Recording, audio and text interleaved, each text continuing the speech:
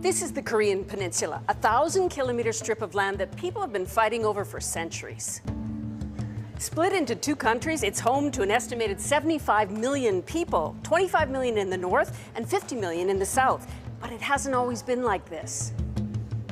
So how did we get two Koreas, and why is this area such a flashpoint? It's all about location. Located between China and Russia to the north and Japan to the south, it's a strategic peninsula for a number of reasons, like controlling key trading routes and as a potential staging ground for attacks. Not surprisingly, China, Russia, Japan, and the US have all exerted their influence over Korea at one time or another, sparking a number of conflicts. By the turn of the 20th century, after 2,000 years of primarily Chinese control, Japan formally annexed Korea in August 1910. Japanese rule was harsh. Even today, there's a lingering bitterness toward Japan. Japan's hold on Korea ended with the Second World War when it surrendered to the Allies.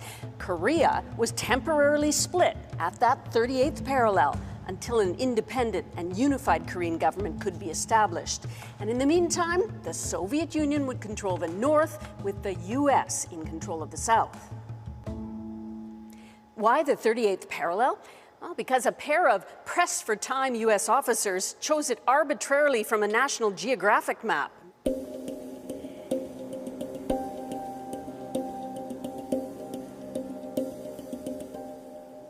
So the two Koreas were born, with UN plans for fair and democratic elections for both.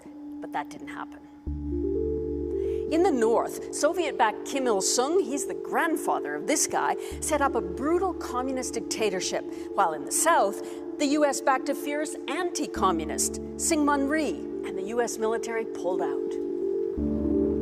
At this point, the Cold War was in its third year. Both leaders claimed sovereignty over the entire peninsula.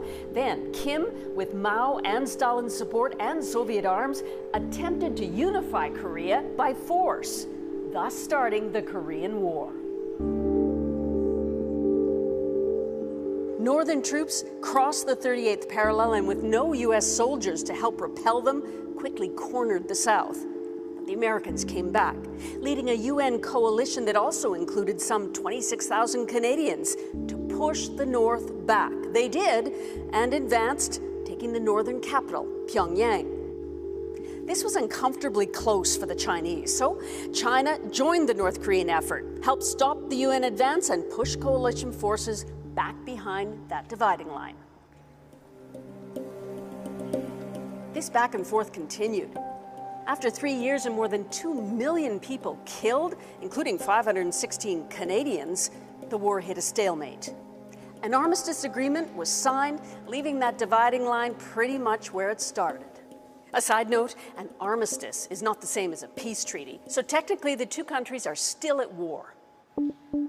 Today, the North and South are separated by this, a 4-kilometer-wide stretch known as the DMZ, the Demilitarized Zone. A misnomer, because actually it's the world's most militarized border. Today, 7 decades later, the truce still holds, but the region is in a chronic state of tension. North Korea, under leader Kim Jong-un, is a nuclear state, and its ongoing missile launches and nuclear tests have created what Japan has called the greatest security threat since the Second World War. While other countries have nuclear weapons, North Korea is the only one to actively threaten to use them against the US and turn its neighbors into a, quote, sea of fire. In the meantime, China remains North Korea's closest ally. As its biggest source of aid and trade, Beijing is arguably the sole guarantor of Kim's regime. And Russia? After China, Russia is North Korea's next biggest backer. And like Beijing, the Kremlin has supported recent UN sanctions against North Korea, while also being accused of flouting them. The fiery and furious exchanges over the past year between Trump and Kim have ratcheted up tensions, put the whole world on edge, and seemingly pushed a solution to the conflict farther out of reach. As for South Korea, 2018 opened with signs of a possible short-term thaw between Seoul and Pyongyang. Both sides agreed to talks, and the North said it would participate in the South's Olympic Winter Games. But as the past has shown, tempers can flare and talks can end suddenly, with both countries returning to their old positions. The geopolitics are obviously complex, and we've glossed over a bit in the interest of brevity. For more on the region and how it impacts today, check out our sources and get complete coverage on cbcnews.ca.